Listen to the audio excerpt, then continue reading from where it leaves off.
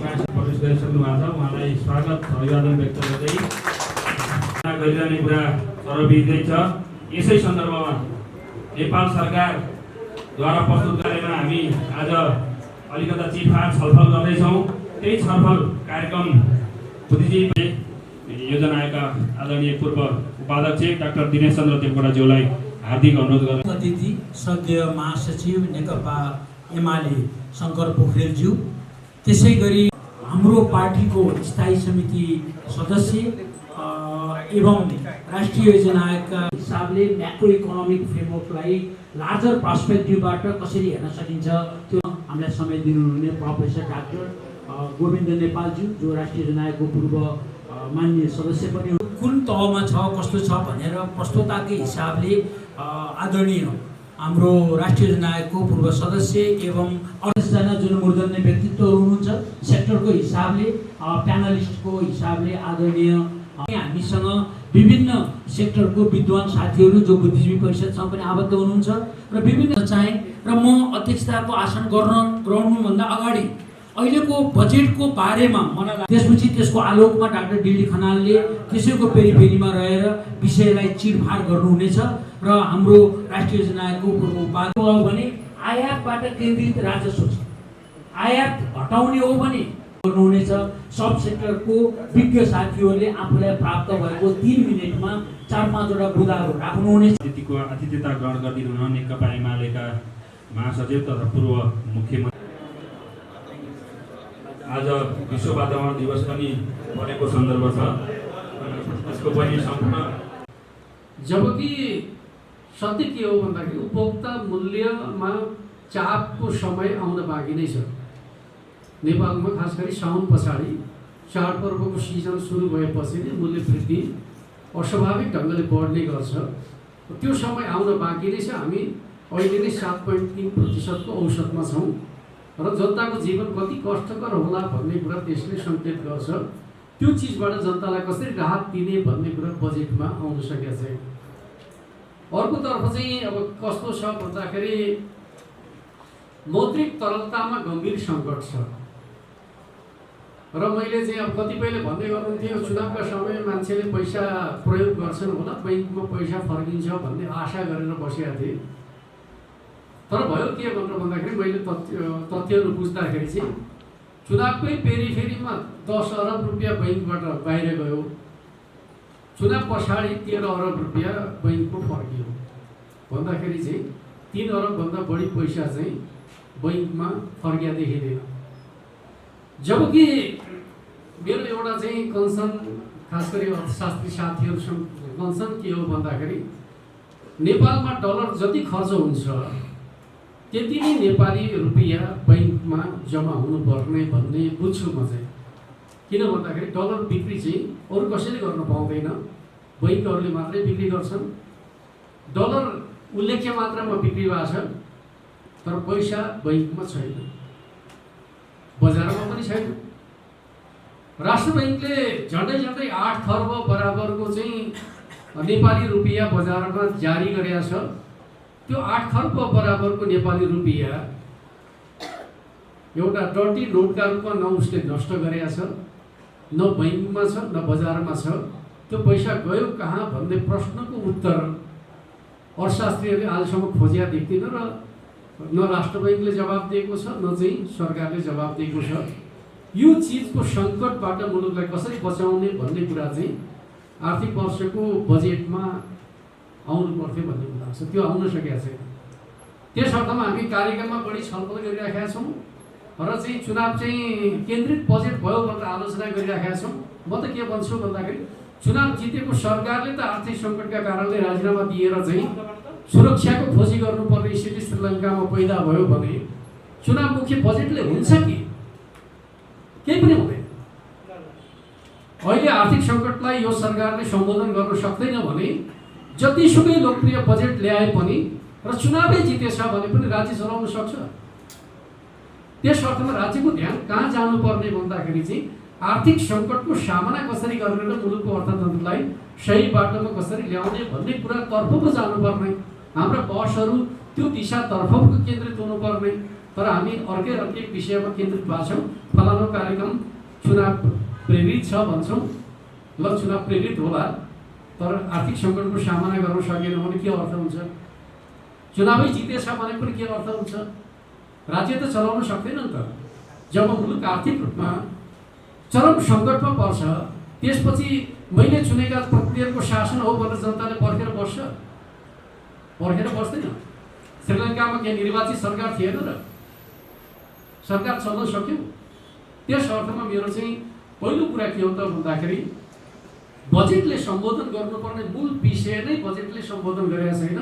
त्यो विषयतर्फ हामी सबैको ध्यान जानु जरुरी छ भन्ने कुरा म राख्न चाहन्छु। अर्कोतर्फ चाहिँ अब हाम्रो आर्थिक सामाजिक विकासका सन्दर्भको कुराकानी गर्दाखेरि हामी अब ग्रोथ रेटको महत्त्वाकांक्षाको कुराकानी गर्छौँ। तर अहिले बजेटको आकार वृद्धि भएको छ, तर पुँजीगत क्षेत्रमा बजेट वृद्धि भएको छ कि छैन? भोलिको ग्रोथ भने त पुँजीगत क्षेत्रको लगानीबाट हुने होला नि। जब पुँजीगत क्षेत्रमा लगानी वृद्धि नै गरिएको छैन, ग्रोथ हुन्छ कसरी? यो कोणबाट हामीले चाहिँ छलफल बहस गर्नुपर्छ भन्ने मलाई लाग्छ। साधारण खर्च बढाएर चाहिँ स्वाभाविक रूपमा चाहिँ जिडिपीमा वृद्धि हुन सक्दैन। जिडिपीमा वृद्धि गर्नका लागि उत्पादनशील क्षेत्रको लगानी नै वृद्धि गर्नुपर्छ, पुँजीगत खर्च नै वृद्धि गर्नुपर्छ। पुँजीगत खर्च वृद्धि नगरिकन चाहिँ ग्रोथ वृद्धि हुँदैन भन्ने अर्थशास्त्रको सामान्य नियमलाई पनि बजेटले फलो गर्न सकेका छैन भन्ने मलाई लाग्छ। सामाजिक क्षेत्रको विकास हाम्रो दीर्घकालीन विकासको आधार हो, फाउन्डेसन हो भन्ने कुरा मान्छौँ भने सामाजिक क्षेत्रका सन्दर्भमा कुरा गर्दाखेरि चाहिँ शिक्षा र स्वास्थ्य क्षेत्रमा चाहिँ बजेट उल्लेख्य मात्रामा घटेको छ। किनकि हामीले हेर्ने कुरा त के हुन्छ भन्दाखेरि बजेटको आकार वृद्धिसँगै हामी त्यो क्षेत्रमा लगानी बढाएका छौँ कि छैनौँ भन्ने कोणबाट हेर्नुपर्छ। अहिले जुन प्रकारको लगानी शिक्षा र स्वास्थ्यमा छ त्यो एक प्रकारले भन्यो भने भइपरि खर्चको प्रबन्ध मात्रै हो।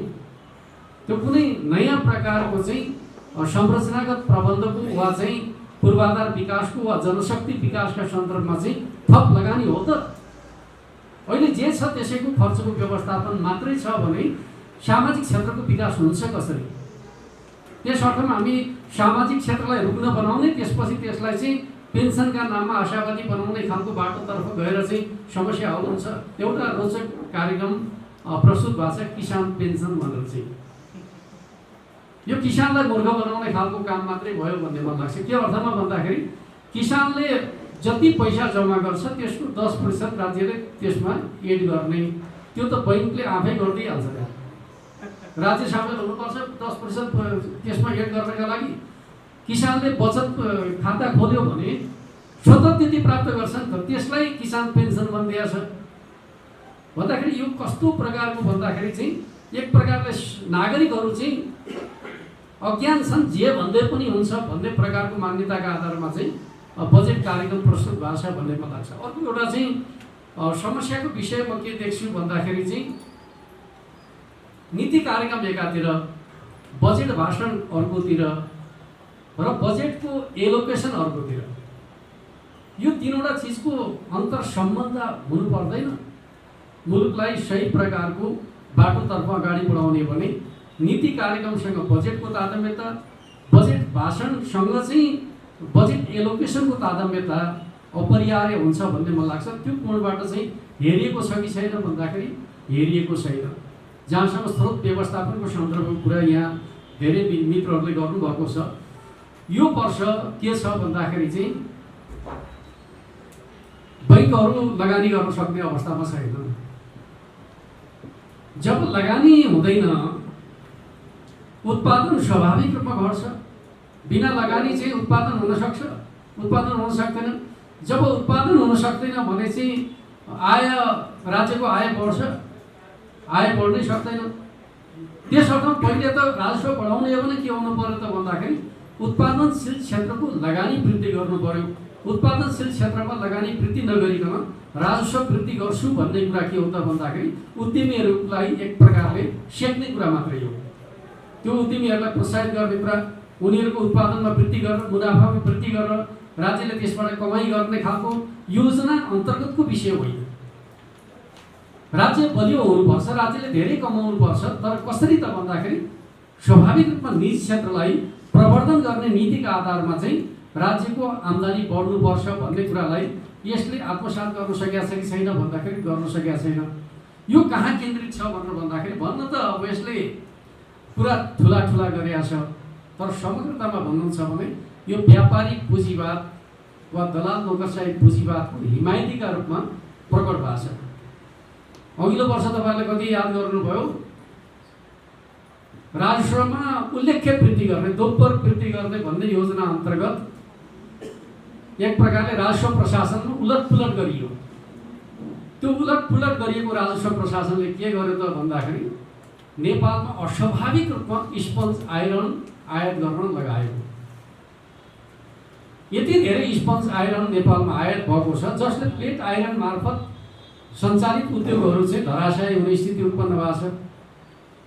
र त्यो स्पन्ज आइरन यति धेरै आयात भएको छ, भोलिका दिनहरूमा त्यो आयात गर्नुपर्ने अवस्था छैन। र के हुन्छ भने आगामी वर्षको सन्दर्भमा कुराकानी गर्ने भने धेरै आइटमहरूमा हामीले नियन्त्रण गरेका छौँ र मुख्य आइटम जसबाट राजस्व धेरै उठ्छ त्यो राजस्व उठ्ने आइटमहरूका सन्दर्भमा कुरा के छ, पहिले नै अस्वाभाविक आयात भइसकेका छ। त्यस अर्थमा के हुन्छ भने यो वर्ष राजस्व बढेको देखिन्छ, तर अर्को वर्षका लागि राजस्व वृद्धिको आधार हामीले सम्पूर्ण रूपमा समाप्त गरिसकेका छौँ भन्दाखेरि हुन्छ के त? त्यस अर्थमा बजेटले जुन प्रकारको चाहिँ लक्ष्य निर्धारण गरेको छ, चाहे स्रोत परिचालनका सन्दर्भका बारेमा वा चाहिँ एक प्रकारले मुलुकको समृद्धिको यात्राका सन्दर्भमा जे कुराको लक्ष्य निर्धारण गरेको छ, यसले मुलुकको आर्थिक सङ्कटलाई हल गर्न सक्दैन भन्ने मलाई लाग्छ। त्यस अर्थमा हामी सबैको साझा र सामूहिक चिन्ता त्यसमा हुनुपर्छ भन्ने मलाई लाग्छ। अर्कोतर्फ यो गठबन्धन सरकारको एउटा उद्देश्य के छ भने अहिले मात्रै गठबन्धन होइन, भविष्यमा पनि गठबन्धन भन्ने कुरा गर्नुको अर्थ के हो त भन्दाखेरि मुलुक आर्थिक विकास र समृद्धिको बाटोमा जान तयार छैन भन्ने कुरा हो। जब नेपालका मेजर पार्टीहरू फेरि गठबन्धनको कुरा गर्छन् भने समृद्धिका लागि धेरै पार्टी मिलेर चाहिँ राष्ट्र निर्माण गरेको मैले आजसम्म इतिहासमा पढेको छैन। राष्ट्र निर्माणका लागि बलियो राष्ट्रिय शक्ति चाहिन्छ र प्रभावकारी नेतृत्व चाहिन्छ, त्यसले मात्रै राष्ट्र निर्माण गर्न सक्छ। गठबन्धनको राजनीतिबाट चाहिँ राष्ट्र बनेको उदाहरण आजसम्म मैले पढ्न पाएको छैन। तपाईँहरू कसैलाई जानकारी छ भने जानकारी पाऊँ। धेरै पार्टी मिलेर चाहिँ देश बनाएको, धेरै पार्टी मिलेर चाहिँ व्यवस्था बदलेका उदाहरणहरू छन्, धेरै पार्टी मिलेर देश बनाएका उदाहरण छैन। देश बनाउने हो भने बलियो राष्ट्रिय शक्ति चाहिन्छ र हाम्रो नीति कार्यक्रम बजेटले बलियो राष्ट्रिय शक्ति निर्माणको सङ्कल्प पनि गरेका छैन। मिलिजुली खाउँ बाटोमा हिँड्न खोजिराखेका छ। त्यस अर्थमा समग्रतामा आर्थिक वर्षको चाहिँ आउने आर्थिक वर्षको बजेट कार्यक्रम जनताका लागि अत्यन्त निराशाजनक छ भन्ने मलाई लाग्छ। त्यो चिजलाई गम्भीरतापूर्वक यो सरकारले नलिने हो भने चुनावसँगै के हुन्छ भनेर भन्दाखेरि म त के देख्छु भन्दाखेरि मुलुक आर्थिक सङ्कटमा फस्ने खतरा देख्छु।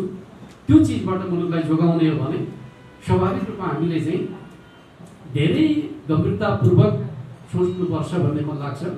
अहिले हाम्रो चाहिँ आर्थिक सामर्थ्य चाहिँ झन्डै 3 खरब बराबरको चाहिँ बजेटको आकार वृद्धि गर्नुको मकसद के हो त भन्दाखेरि चाहिँ सपना बाँड्ने कुरा हो।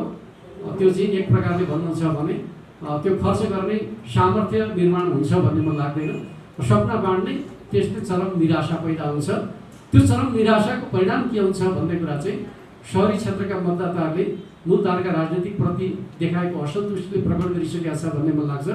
यो राजनीतिक प्रणालीमाथिको चाहिँ प्रहार गर्ने बाटोतर्फ यो गठबन्धन सरकार अगाडि बढेको छ भन्ने कुरालाई बुझ्दै त्यसलाई करेक्सन गर्नका लागि सबैले आवाज उठाउनु जरुरी छ र जसले विषयगत ढङ्गले चाहिँ यहाँ प्रस्तुत गर्नुभयो उहाँहरू सबैलाई पनि म धन्यवाद भन्न चाहन्छु।